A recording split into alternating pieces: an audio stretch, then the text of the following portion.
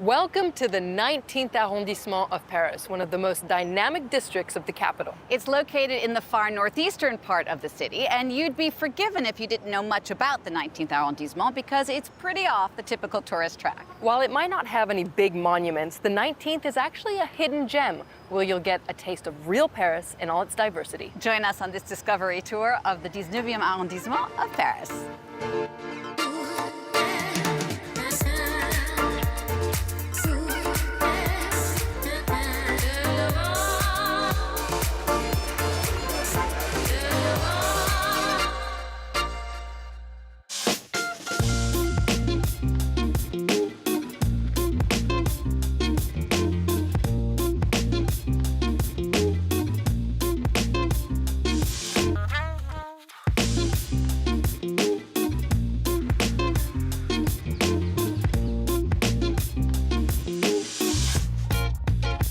One of the most attractive features of the 19th arrondissement is the Buttes-Chaumont.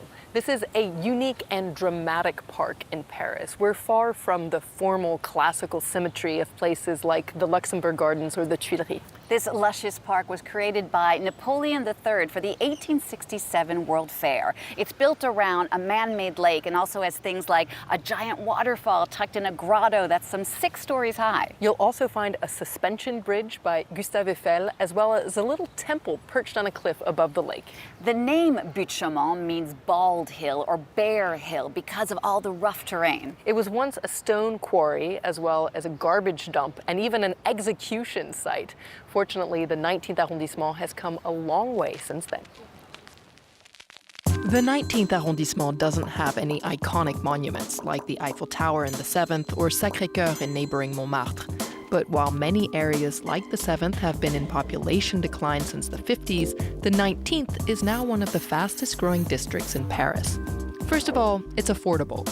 The 19th has historically been a poorer, working-class neighborhood with the lowest property prices of any arrondissement in Paris.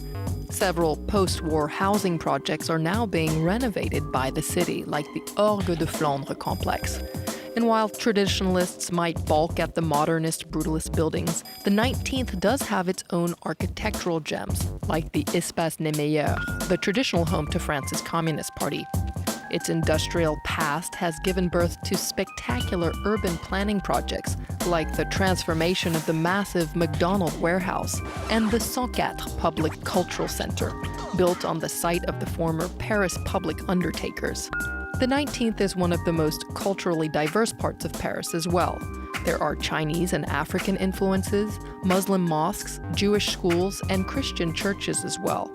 One of the prettiest is the amazing Russian Orthodox church, Saint-Serge de Radonezh. The lesser-known 19th is a dynamic cultural hub with lots to offer.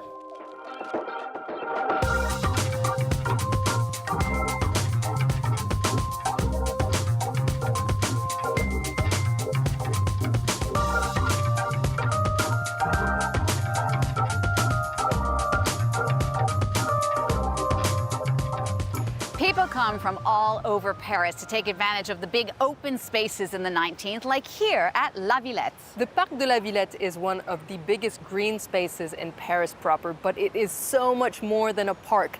It houses museums and musical venues and gardens and even a dragon slide. And in the summer, you can catch movies outdoors on the big lawn here. It's hard to believe that in the 19th century, this was home to Paris's biggest slaughterhouse. Today, it's a hip destination for all ages.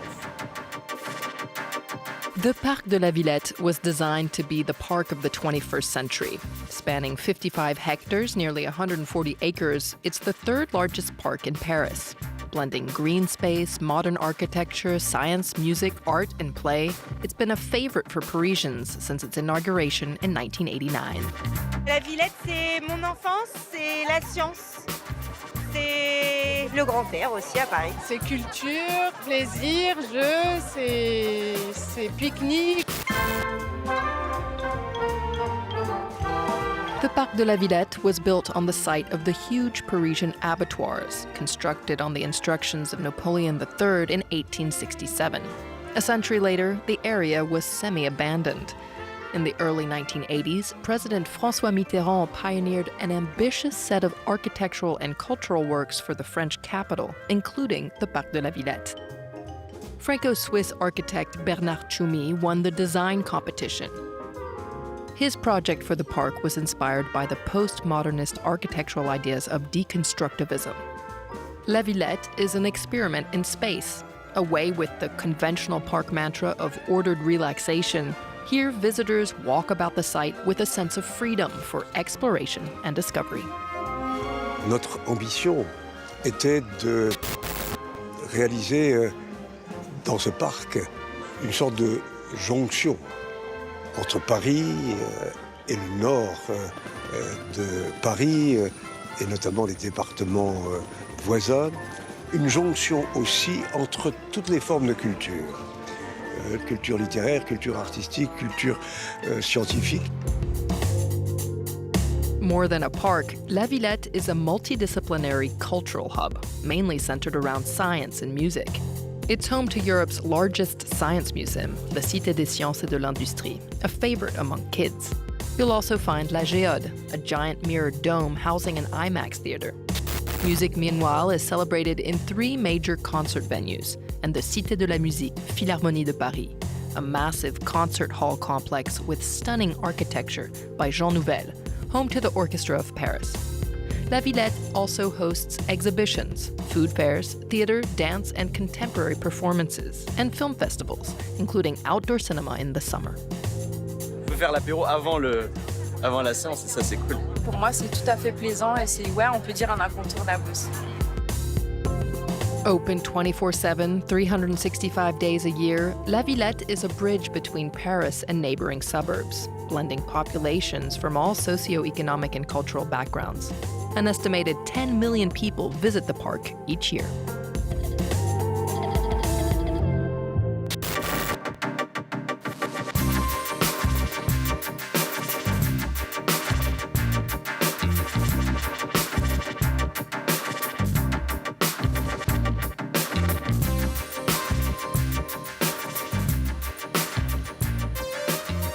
The 19th arrondissement is one of the most multicultural arrondissements of Paris, and to find out more, we're joined by Guillaume Leroux. Thank you so much for being with us, Guillaume. Thanks for inviting me. Now, you might remember Guillaume. He gave us a tour of the upscale 16th arrondissement, and you also give tours of the 19th. Give us an idea about the history of the 19th. So, the village of Belleville was integrated in Paris in 1860, and the population of the village was considered too rebellious, so Belleville was split in 2, east in the 19th, west in the 20th. Basically, the 19th district is based on the old territories of the village of Belleville and La Villette.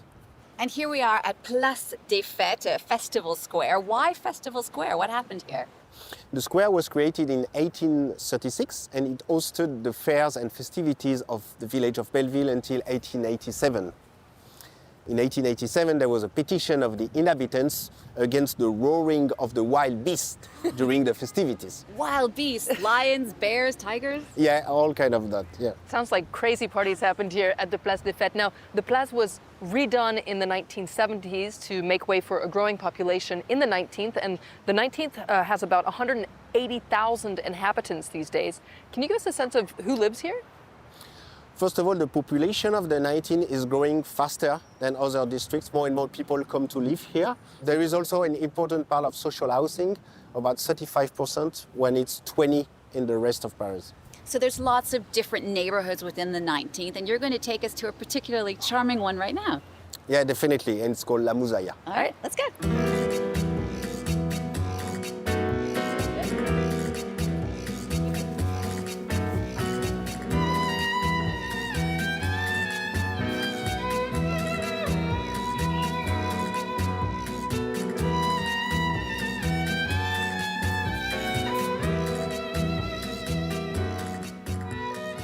So we're still in the 19th, but there is a completely different vibe here in La Mouzaia. Tell us a bit more about it.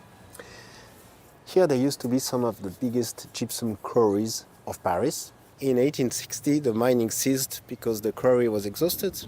And in 1890, there was a project of building houses for workers.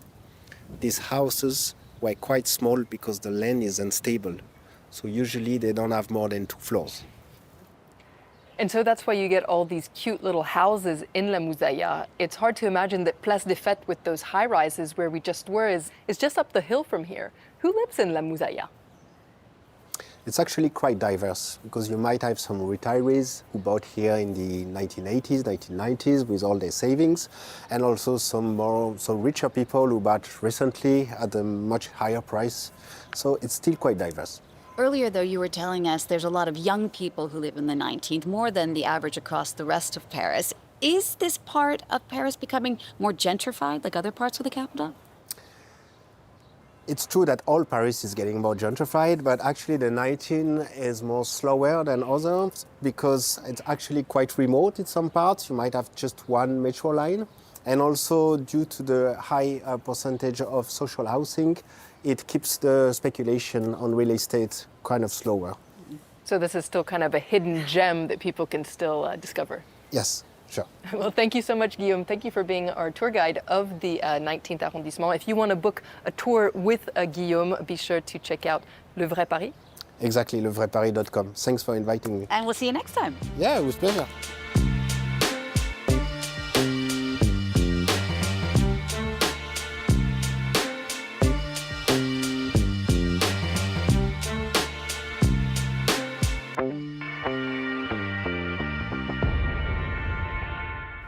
One last great feature about the 19th arrondissement are all the waterways. 2 canals, the Canal de l'Ourcq and the Canal Saint-Denis, join up in the 19th arrondissement before spilling into the Canal Saint-Martin and heading towards the Seine River. The picturesque canals were originally built by Napoleon to bring fresh drinking water into the city. Today they're lined with trendy bars and breweries and are a great place to go for a walk, have a picnic, take a summertime boat ride, or even go for a swim. I'll let you jump in first, Genie. Now, the 19th arrondissement might not be on the top of your list of places to visit in Paris, but once you see the sunset on the Bassin de la Villette, you'll probably change your mind. That's all the time we have for our discovery tour of the 19th. Thank you so much for watching, and we'll see you soon for a new French Connection.